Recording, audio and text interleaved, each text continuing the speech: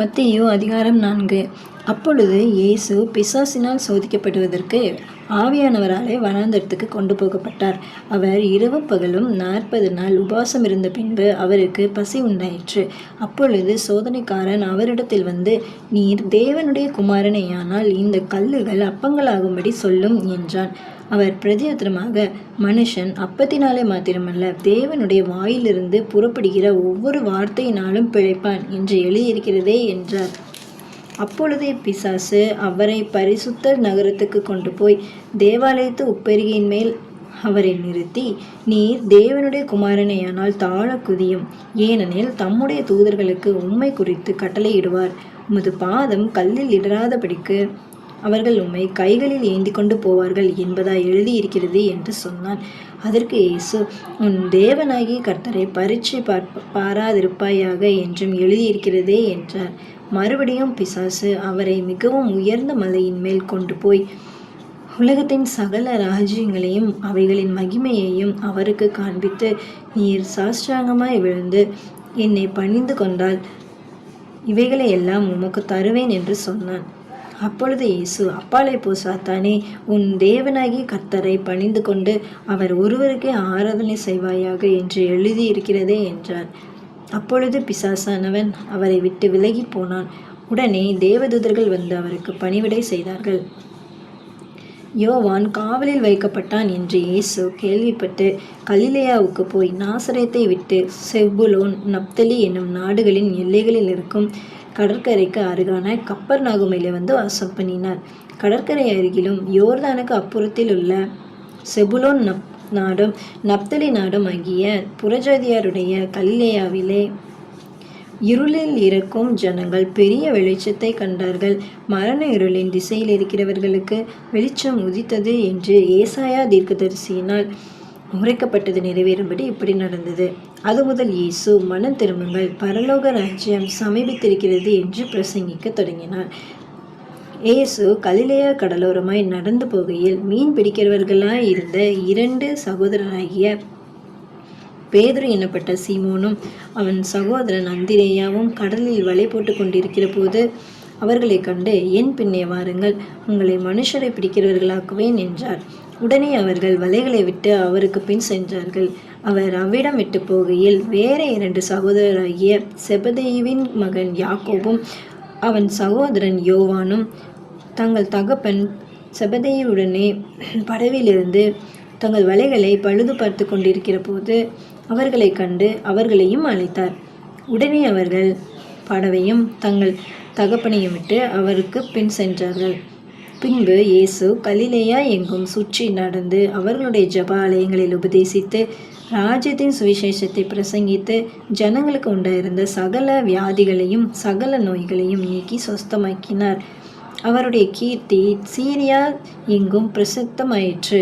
அப்பொழுது பலவித வியாதிகளையும் வேதனைகளையும் அடைந்திருந்த சகல பிணியாளிகளையும் பிசாசு பிடித்தவர்களையும் சந்திர ரோகிகளையும் திமிர்வாதக்காரரையும் அவரிடத்தில் கொண்டு வந்தார்கள். அவர்களை சொஸ்தமாக்கினார். கலிலேயாவிலும் தெக்கப்போலியிலும் எருசலேமிலும் யூதேயாவிலும் யோர்தானுக்கு அப்புறத்திலும் இருந்து திரளான ஜனங்கள் வந்து அவருக்கு பின் சென்றார்கள்.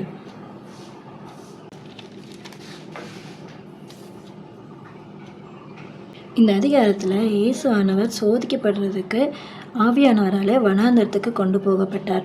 இப்போ இதில் வந்து இயேசு கிறிஸ்து வந்து வனாந்திரத்துக்கு கொண்டு போகப்படுறாரு இல்லையா? அப்போ நம்மளுக்கும் இந்த மாதிரி ஒரு வனாந்திரம் வந்து வரும். கண்டிப்பாக எல்லாரோட வாழ்க்கையிலும் வனாந்திரம் வந்து ஒரு அவசியமானது. இந்த மாதிரி வனாந்திரமான ஒரு நேரம் நமக்கு வரும்போது, நம்ம அந்த இடத்துல இருக்கும்போது இயேசு எப்படி நமக்கு வந்து நமக்கு வந்து முன்மாதிரியாக இருந்திருக்காங்க பாருங்கள். என் அப்பாலே போ சாத்தானே, உன் தேவனாகிய கர்த்தரை பணிந்து கொண்டு அவர் ஒருவருக்கே ஆராதனை செய்வாயாக அப்படின்னு சொல்லி எவ்வளோ அவனை துரத்தி விடுறாரு இல்லையா? அப்போது நம்மளும் இந்த மாதிரி வனாந்திரமான ஒரு சோதிக்கப்படுற நேரத்தில் கூட சோதனையிலே இருந்து உருண்டுகிட்டே இருக்காமல் நம்ம எந்திரிச்சு நம்ம வந்து தைரியமாக நம்ம தேவனுடைய வார்த்தையை எடுத்துக்கொண்டு அவருடைய சர்வாயுத வர்க்கங்களையும் தரித்து கொண்டு அவனுக்கு எதிர்த்து நிற்கணும். தைரியமாக போராடணும், எதிர்த்து நிற்கணும். ஏன்னா நமக்கு பரிசுத்த ஆவியானவர் இருக்கார். அவரே நமக்காக யுத்தம் செய்கிறாரு. இப்போ அடுத்தது இங்கே வந்து தேவன் வந்து 2 பேரை கூப்பிடுறாங்க. அந்திரேயாவையும் கூப்பிடுறாங்க, பேதுருவையும் கூப்பிடுறாங்க. நீங்கள் வந்து உங்கள் வலைகளை போட்டுட்டு ஏன் பின்னாடி வாங்க அப்படின்னு சொல்கிறாங்களா. உடனே அவங்க என்ன பண்ணுறாங்க, அதை விட்டுட்டு அவருக்கு பின் சென்றார்கள். உடனேன்னு ஒரு வார்த்தை வருது பாருங்கள்.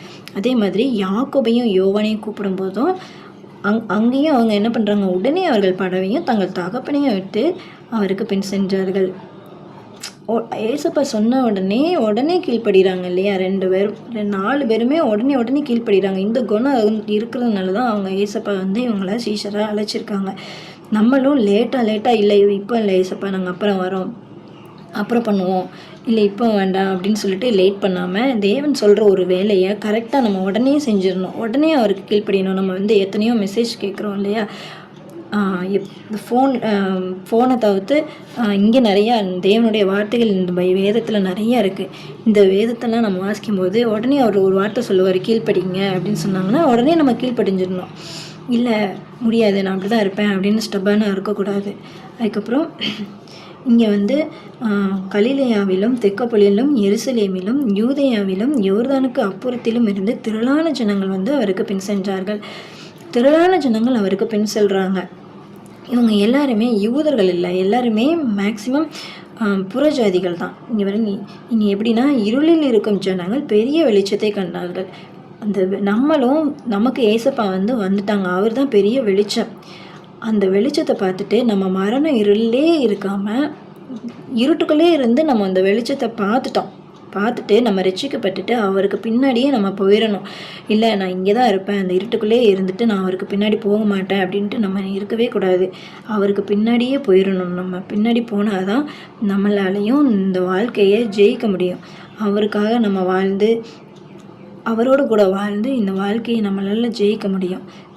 இந்த மாதிரி இருட்டில் இருக்கிற ஜனங்களுக்கு நம்மளும் தேவனுடைய வெளிச்சத்தினால் நம்மளும் பிரகாசமாகி இந்த மாதிரி அநேக ஜனங்களை நம்மளும் இயேசுவுக்காக திருப்பி கொண்டு வர முடியும். நம்மளோட ஃப்ரெண்ட்ஸு, நம்ம கூட இருக்கிறவங்க, பக்கத்து வீட்டுக்காரங்க, இவங்கள கூட நம்ம வந்து நம்மளை பார்த்து அவங்க வந்து நம்மக்கிட்ட வருவாங்க. அப்படி வர்றவங்களும் நம்மளும் தேவனுக்கு பின்னாடியே கூட்டிகிட்டு போயிடணும். கர்த்தருக்கு சித்தமானால் மீண்டும் சந்திப்போம். நன்றி. God bless you.